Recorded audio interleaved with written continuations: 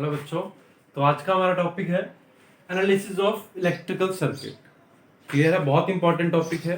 और किस तरह से हम इसको एनालाइज करते हैं किसी इलेक्ट्रिकल सर्किट को, उसके लिए दो लॉज के बारे में पढ़ेंगे।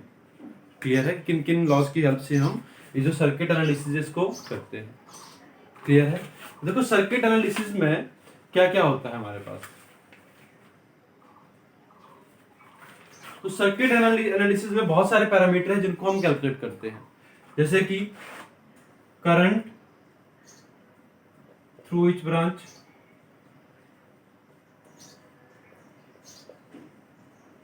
ठीक है, कि हर एक ब्रांच में कितना करंट फ्लो हो रहा है, potential difference across each terminal, potential difference across the terminals,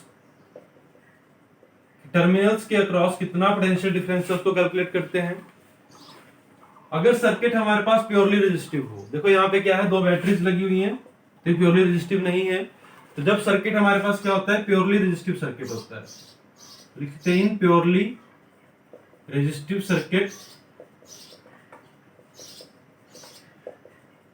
we can find equivalent resistance. Clear है। तो इस तरह से हम बहुत सारे पैरामीटर जिनको हम कैलकुलेट करते हैं इलेक्ट्रिकल सर्किट के लिए। ठीक है, अभी सर्किट एनालिसिस है, this can be done with the help of two standard laws. Circuit analysis can be done with the help of two standard laws.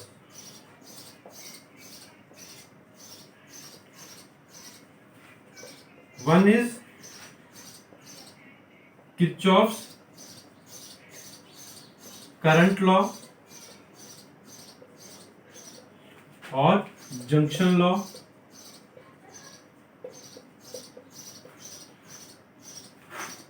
abbreviated as KCL.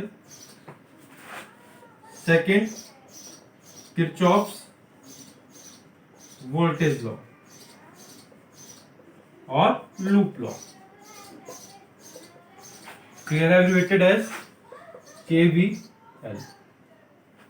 ठीक है, बहुत इंपॉर्टेंट लॉज है दोनों, इन दोनों के बारे में अब हम ये पढ़ेंगे। जो फर्स्ट वाला लॉ है Kirchhoff current law, that is based upon conservation of charges,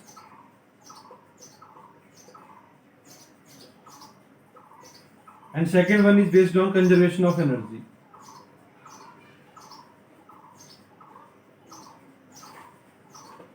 clear है। तो हम दोनों लॉस के बारे में पढ़ने वाले हैं।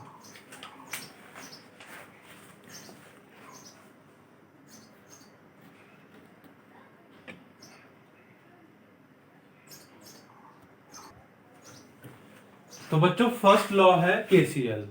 क्लियर है। जो ये लॉ है, this is all about the distribution of charges. Clear है।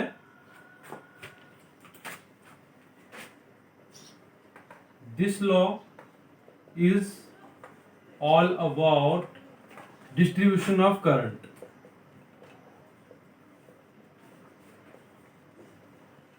in the circuit। क्लियर कि सर्किट में करंट किस तरह से फ्लो हो रहा है उसके ऊपर ये बेस्ड है। जैसे कि हमारे पास एक वायर है, ठीक है, और ये वायर आगे तीन वायर और से कनेक्टेड है। यहां से करंट आ रहा है I1। अब यहाँ पे आके क्या हो जाएगा, करंट डिवाइड हो जाएगा, इसमें चला जाएगा I2, इसमें चला जाएगा I3, इसमें चला जाएगा I4। क्लियर है। अब देखो यहाँ से जो I1 आया है यही डिवाइड हुआ है किसमें, I2, I3 और I4 में। अगर इन तीनों को मैं कंबाइन कर दूं तो किसके इक्वल हो गए, I1 के इक्वल होंगे। तो यहां से इनको क्या करा हमने, तो ये I1 किसके इक्वल होगा, I2 plus I3 plus I4, इसके इक्वल होगा।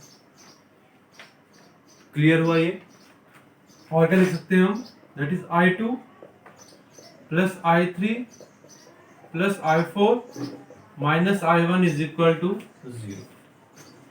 क्लियर है। ये क्या है, KCL इक्वेशन है। तो KCL क्या कहता है, किरचॉफ्स करंट लॉ क्या कहता है, that is sum of all the current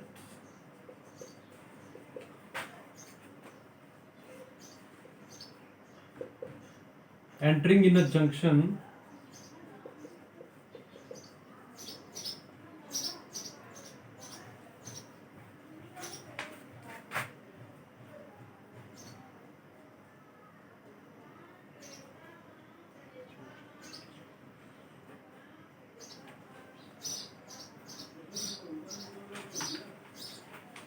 sum of all the current at the junction of the circuit is equal to 0। Clear है? जितने भी आउट गोइंग करंट हैं that are taken as positive, incoming current जो है are taken as negative. Clear है? जैसे कि यहाँ पे एक जंक्शन है जहां पे कि बहुत सारी जगह से करंट आ रहा है जा रहा है,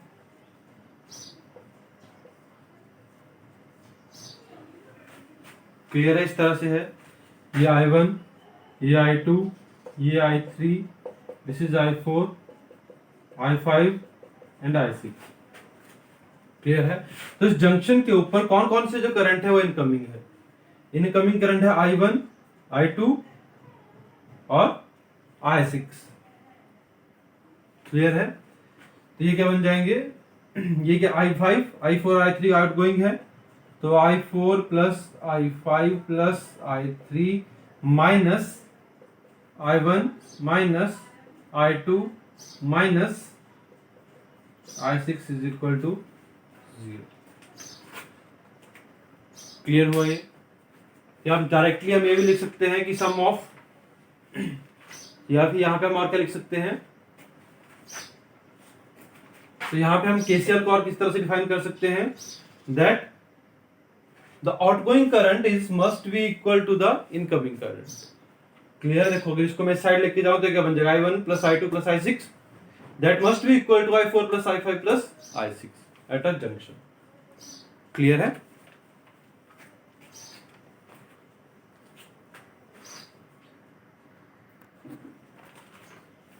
तो ये लॉ क्या कहता है, that summation of all the current is equal to 0, I is equal to 1 to n। Clear है कि जितना भी करंट होंगे उनका सबका समेशन किसके इक्वल होगा, 0 के इक्वल होगा। क्लियर हुआ?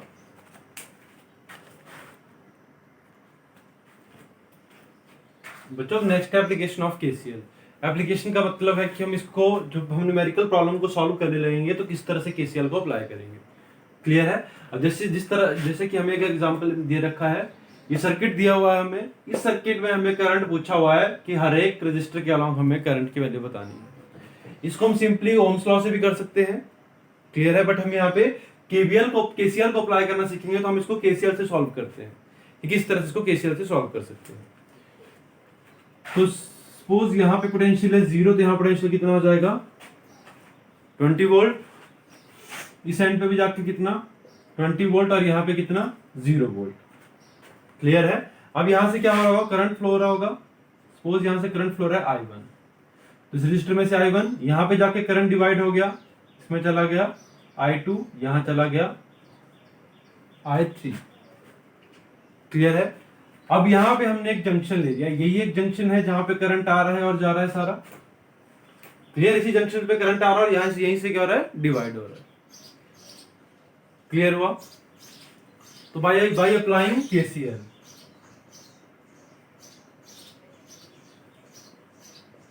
केसीएल को अप्लाई करोगे तो क्या आ जाएगा, इस जंक्शन के लिए for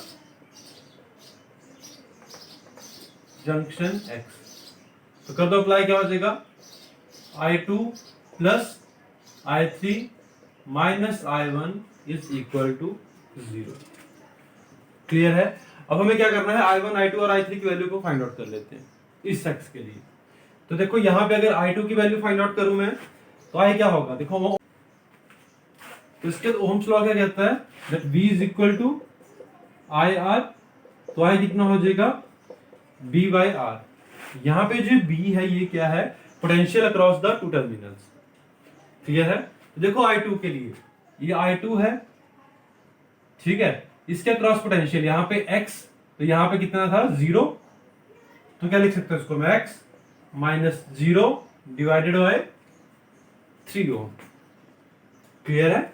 D by R relation हमने यूज कर लिया, प्लस x माइनस 0 बाय 6, ये भी क्लियर हुआ।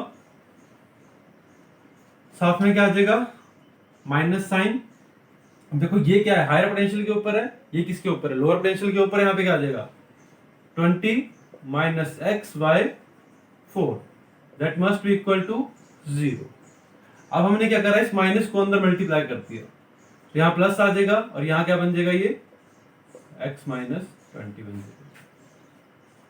इसके बाद एलसीएम ले लो, एलसीएम कितना आ जाएगा इनका 12, तो यहाँ पे कितना आ गया 4x plus 2x plus 3x minus 60 is equal to 0। तो ये बन गया 9x इज इक्वल टू 60, तो x आ गया 60/9 और 20/3 वोल्ट।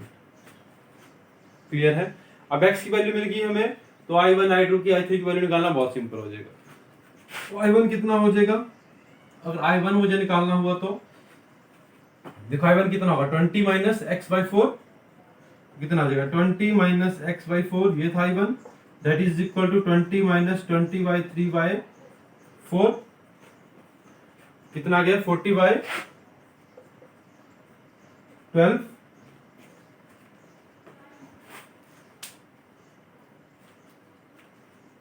क्लियर है? और 10/3 एम्पीयर, ये I1 की वैल्यू आ गई।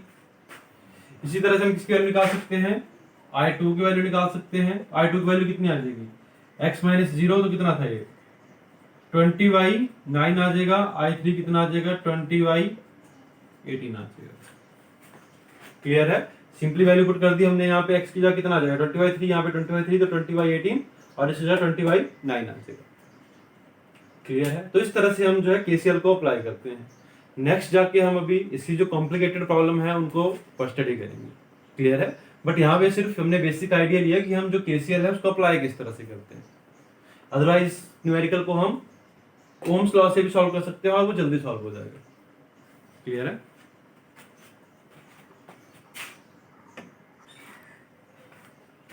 बच्चों नेक्स्ट लॉ है केवीएल लॉ।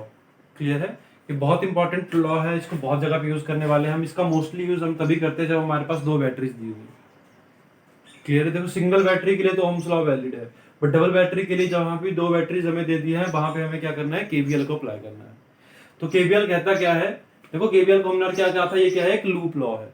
ये जिसको हम जब भी यूज करेंगे तो इसको कहां पे यूज करेंगे, एक क्लोज लूप में यूज करेंगे, इसको एक लूप में यूज करेंगे जहां पे लूप बन रहे होते हैं। क्लियर है? देखो it states that in any closed loop of an electrical circuit, the sum of all EMF of the loop and potential drop across all resistance of the loop is equal to 0। Clear है कि जितने भी उस close loop में, electrical circuit के close loop में जितनी भी बैटरीज लगी होंगी EMF की, उनका सम प्लस जितना भी पोटेंशियल ड्रॉप हो रहा है अक्रॉस द रेजिस्टर्स, क्लियर है, उनका सम वो किसके इक्वल होगा, 0 के इक्वल होगा। ठीक है? तो ये लॉ क्या कहता है, that is summation of all the potential drop across the resistor is equal to 0। Clear है? अब देखो इस लॉ को समझने से पहले इसके साइन कन्वेंशंस के बारे में पढ़ लेते हैं। ठीक है? बहुत सारी बुक्स में आपको डिफरेंट तरह के साइन कन्वेंशंस मिलेंगे, तो आप कोई सा भी एक साइन कन्वेंशन यूज करके याद रख के उनको यूज कर सकते हो। क्लियर है?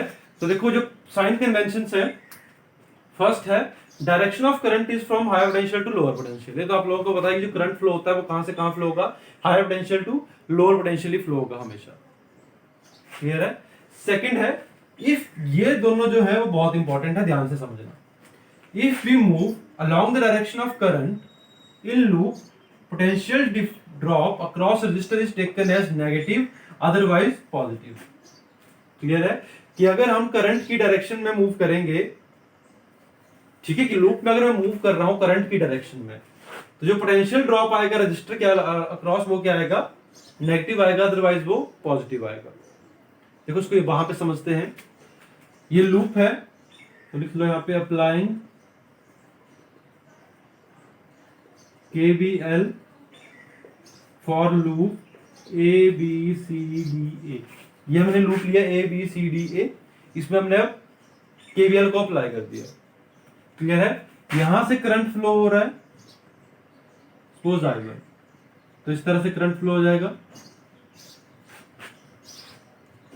क्लियर है? अब इसमें से करंट जा रहा है कितना, I1, और हम लूप में मूव कर रहे हैं इस तरह से। ठीक है, ये आपकी मर्जी है, आप क्लॉकवाइज मूव करो या फिर एंटी क्लॉकवाइज मूव करो लूप के अंदर। ठीक है, मैं दोनों तरह से इक्वेशन बना के बता दूंगा कि एंटी क्लॉकवाइज करेंगे तब किस तरह से लिखेंगे और क्लॉकवाइज मूव करेंगे तब किस तरह से लिखेंगे। क्योंकि जब क्लॉकवाइज मूव करा हमने तो यहां से मूव करना शुरू करा, अब रेजिस्टेंस के पास आते हैं, क्योंकि हमने रेजिस्टर वाला पॉइंट पढ़ा अभी, इस पॉइंट को डिस्कस कर लेते हैं। यहां से करंट फ्लो हुआ इस डायरेक्शन में, हम भी मूव कर रहे हैं कहां, करंट की डायरेक्शन में। क्लियर है? मैं लूप में किस तरह घूम रहा हूं, इस तरह एंटी क्लॉकवाइज, और करंट भी कैसे फ्लो हो रहा है, इस डायरेक्शन में। क्लियर है? तो जब हम इसके लिए इक्वेशन लिखेंगे तो वहां पे पोटेंशियल ड्रॉप कितना होगा, IR, तो यहां पे कितना आ जाएगा, -I1 R1। क्लियर है? इसके बाद बैटरी का कुछ आएगा, उसको पढ़ते हैं। जब R2 में से क्रॉस करूंगा मैं, तब क्या आ जाएगा, -I1 R2, यही आएगा। क्लियर है? यहां पे थोड़ी सी जगह छोड़ देते हैं क्योंकि EMF आएगी दो अभी, I1 R2। अब नेक्स्ट है EMF के लिए। EMF of battery is taken as positive when we move from negative terminal to positive terminal। जब भी हम नेगेटिव टर्मिनल से पॉजिटिव की तरफ जाएंगे तो हम किसकी तरफ जा रहे हैं, हायर पोटेंशियल की तरफ जा रहे हैं, और हायर पोटेंशियल की तरफ जाएंगे तो साइन हमेशा क्या आएगा, पॉजिटिव आएगा। क्लियर है? जब भी हम लोअर पोटेंशियल की तरफ जाएंगे तो साइन क्या आएगा, हमेशा नेगेटिव आएगा। क्लियर हुआ ये? तो सेकंड है, इसके बाद क्या था, when we move from positive terminal to the negative terminal the EMF of the battery is taken as negative. Clear है? तो देखो इसको किस तरह से देख सकते हैं। अब मैं लूप पे मूव कर रहा था ABCDA, इस तरह से लूप बनाया है मैंने। तो देखो यहां से मूव करा, अब lower potential to higher potential जा रहा हूं तो क्या आएगा, +E1 +E1। अब यहां पे करंट की डायरेक्शन में -I1 R1। अब यहां पे फिर से again lower to higher potential जा रहा हूं तो +E2, और इसके बाद R2 के लिए इस डायरेक्शन में मूव कर रहा हूं, in the direction of the current move कर रहे हैं हम, तो क्या आ जाएगा, -I2 R2 = 0। क्लियर है? तो यहां से क्या इक्वेशन बन रही है, that E1 + E2 = I1 R1 + R2, ये इक्वेशन बन रही है। तो I1 कितना आ जाएगा वहां से, E1 + E2 by R1 + R2। Clear है? तो यहां से हमें I1 की वैल्यू मिल गई कितनी, E1 by E2 upon R1 + R2। Clear है? अब देखो अगर इस लूप में मैं इस तरह से ना घूम के इसमें क्लॉकवाइज घूमता, इस तरह से चलता, ठीक है, जब इसे हम क्लॉकवाइज मूव करेंगे तब इसके लिए इक्वेशन लिखो जरा। तो देखो अब लूप कौन सा बन जाएगा, ADCVA। तो लूप क्या बन गया, ADBCA। अब इस तरह से लूप में मूव कर रहा हूं मैं, A to D जा रहा हूं, फिर C जा रहा हूं, फिर B जा रहा हूं, फिर A पे आ रहा हूं। क्लियर है? देखो A to D जाओ, यहां पे I1 फ्लो हो रहा था, अब करंट की हम अपोजिट डायरेक्शन में चले गए। करंट फ्लो हो रहा है D to A, हम जा रहे हैं A to D, तो करंट की अपोजिट डायरेक्शन में जा रहे हैं। करंट की अपोजिट डायरेक्शन में जा रहे हैं तो साइन क्या आ जाएगा, यहाँ पे पॉजिटिव आ जाएगा। तो यहां पे क्या आ जाएगा, I1 R2। क्लियर है? अब यहां पे पॉजिटिव टू नेगेटिव टर्मिनल जा रहे हैं बैटरी के। जब पॉजिटिव टू नेगेटिव टर्मिनल जाएंगे बैटरी के तो माइनस साइन आएगा, -E2। क्लियर है? यहां पे अगेन हम करंट के अपोजिट मूव कर रहे हैं तो क्या आ जाएगा, -I1 R1, सॉरी अपोजिट है ना, तो +I1 R1। और EMF में कहा पॉजिटिव टू नेगेटिव, तो अगेन -E2 = 0। तो अगर देखो इसको ध्यान से देखो तो इक्वेशन फिर से क्या बन गई, I1 R1 plus R2 is equal to E1 plus E2, this is E1। Clear है? तो यहां से अगेन I1 कितना आएगा, सेम आएगा। तो ये आपकी चॉइस है कि आप लूप में क्लॉकवाइज चलोगे या फिर एंटी क्लॉकवाइज मूव करोगे। क्लियर है? साइन कन्वेंशंस जो है वो बहुत इंपॉर्टेंट रोल है इसका, साइन कन्वेंशंस का। तो इनको ध्यान में रखना है और कंफ्यूज नहीं होना है। हमेशा ध्यान रखना है कि जब भी higher potential to lower potential जाओगे, क्लियर है, तो वहां पे क्या आ रहा है, पोटेंशियल ड्रॉप आ रहा है, तो जो पोटेंशियल आएगा हमेशा वो क्या आएगा, नेगेटिव साइन के साथ आएगा, चाहे आप कहीं भी मूव कर रहे हो। देखो यहाँ भी आप हायर टू लोअर जा रहे हो क्योंकि बी में पोटेंशियल क्या ज्यादा है, तभी तो करंट वहां फ्लो हो रहा है। तो यहां से मैं higher potential to lower potential जा रहा हूं, तो यहाँ पे जो पोटेंशियल ड्रॉप आएगा वो क्या आएगा, नेगेटिव आएगा। Same as in battery case, battery में यहां से हम lower potential to higher potential जा रहे हैं, तो पोटेंशियल क्या हो रहा है, इंक्रीज हो रहा है, तो साइन आएगा वो कौन सा आएगा, पॉजिटिव साइन आएगा। क्लियर है?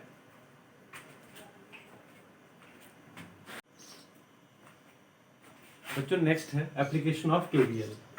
ठीक है, कि केवीएल को हम अप्लाई किस तरह से करेंगे किस सर्किट के अंदर। देखो यहाँ पे हमें एक सर्किट दे रखा है जिसमें 3 बैटरीज दे रखे हैं, 20 वोल्ट, 5 वोल्ट और 10 वोल्ट की। क्लियर है?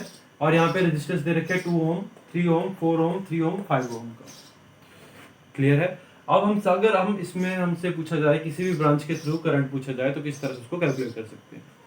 तो देखो यहाँ पे 2 लूप बन रहे हैं, एक लूप इस तरह से, एक लूप इस तरह से कंसीडर करो। क्लियर है? 2 लूप कंसीडर कर लिए हमने यहाँ पे, तो इसमें करंट इस तरह से फ्लो हो रहा होगा। देखो यहाँ पे जो करंट जा रहा होगा वो यहाँ से I1, फिर इधर को जाएगा वो I1, फिर इधर से निकलेगा I1। अब जो 10 वोल्ट की बैटरी से करंट आएगा इधर से I2, इधर को I2, और डाउनवर्ड में कितना आएगा, I2। तो यहां से जो करंट निकलेगा वो कितना होगा, I1 माइनस I2, और उसकी डायरेक्शन होगी वो किस डायरेक्शन में होगी, अपवर्ड डायरेक्शन में, क्योंकि जो 20 वोल्ट की बैटरी है उसकी वजह से ज्यादा करंट फ्लो हो रहा है, तो डायरेक्शन करंट की कौन सी रहेगी, जो 20 वोल्ट के करंट की डायरेक्शन होगी इसमें। ठीक है, देखो इस तरह से, जैसे कि यहाँ पे 4 ओम वाला था, अब यहाँ से करंट आया कितना, I1, इधर से आया I2, जो I1 है that is greater than I2, तो ये जो रजिस्टर है इसमें से जितना करंट पास होगा वो होगा I1 minus I2 only. Clear है? तो यहां से करंट कितना जाएगा, I1 माइनस I2। क्लियर हुआ? तो यहां पे लिख लो for loop 1 KVL equation. KVL equation क्या बन जाएगी, लूप 1 कौन सा है, A B C D A। ठीक है, ए से हमने मूव कर रहा शुरू करा, बी सी डी ए इस तरह से मूव करे, करंट की डायरेक्शन यहाँ पे I1। अब देखो ए टू बी जा रहा हूँ, पॉजिटिव नेगेटिव टर्मिनल जा रहा हूँ, क्या देगा, -20। करंट के अपोजिट डायरेक्शन में तो +2I1, यहाँ पे करंट के अपोजिट डायरेक्शन में तो +4I1 माइनस I2, यहाँ पे बैटरी के अपोजिट डायरेक्शन में तो -5, यहाँ पे करंट के अपोजिट डायरेक्शन में तो आ जाएगा यहाँ पे ये +3I1 that is equal to 0। ठीक है, तो टोटल कितना बन गया ये, 2 4 and 3, 4 3 7 and 9I1 -25 -4I2 is equal to 0। ये आ गई क्वेश्चन 1 हमारी कहां से, लूप ABCDA से। क्लियर है? अब second loop low, for loop, कौन सा लूप लिया हमने, ABDEFDCE,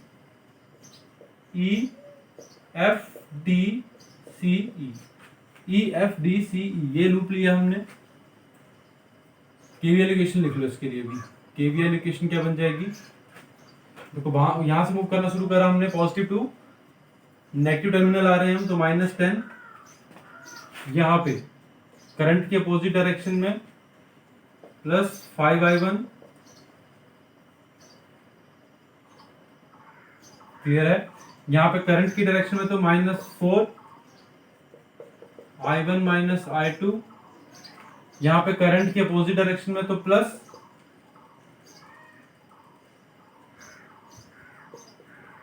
3i2 और यहाँ बैटरी के नेगेटिव टू पॉजिटिव टर्मिनल जा रहे थे तो plus 5 volt is equal to 0। Clear है? तो ये कितना बन गया 5 वोल्ट 5v, टोटल 5 लिख सकते हैं इसको सिंपली, 5 प्लस देखो i1 के साथ 5 माइनस 4 तो कितना हो गया i1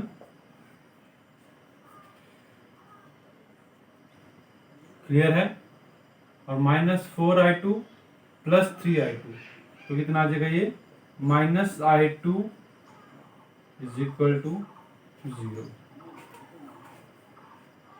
सॉरी ये 5i2 है, ये i2 है, तो ये फिर से क्या बन जाएगी क्वेश्चन, तो ये इक्वेशन इसके बाद सॉल्व करोगे तो क्या बन जाएगा ये 5i2 माइनस 4 1i2 प्लस 3 तो कितना आ गया टोटल ये 4i2 minus 4i1 minus 5 is equal to 0। ये आ गई क्वेश्चन 2।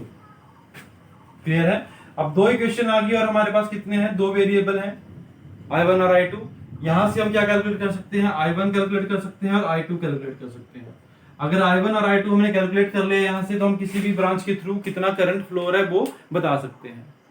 क्लियर है? तो ये है एप्लीकेशन किसकी, केवीएल की। इसके ऊपर न्यूमेरिकल्स करेंगे नेक्स्ट क्लास से।